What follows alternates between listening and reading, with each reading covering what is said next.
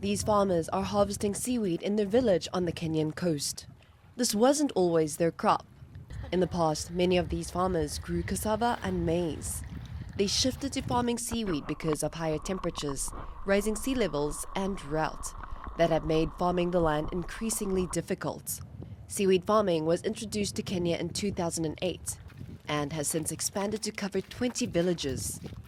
Investment has brought improvements in infrastructure and electricity, and more economic opportunities, especially for women, who play leading roles in seaweed farming, while the men of the villages usually make a living from fishing. Seaweed farming ndio inachukua pakubwa katika kulipia karo za watoto. Hata mzee akiniongeza pesa, huwa mimi tayari niko na zamani nafanya kuongezewa tu ngalipia watoto shule. In 2022, Kenya produced around 100 tons of seaweed, worth over $30,000, according to the Kenya Marine and Fisheries Research Institute. Dry seaweed is exported to countries including China, France, and the US, where it is used in soap, shampoo, and made into powder for food, or used as a raw material to produce collagen. Despite the rise in seaweed farming, farmers still face challenges. Kuna changamoto ambazo hatuwezi kukabiliana nazo kama za tabia nchi. Kuna wakati wa jua kali mwani unarudi nyuma, unashikwa na maradhi ya ice.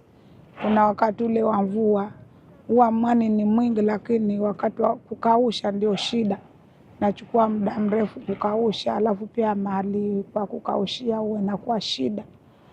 Kenya sees a promising future in growing seaweed, as the global market for the crop has tripled in the last 2 decades, according to a UN report.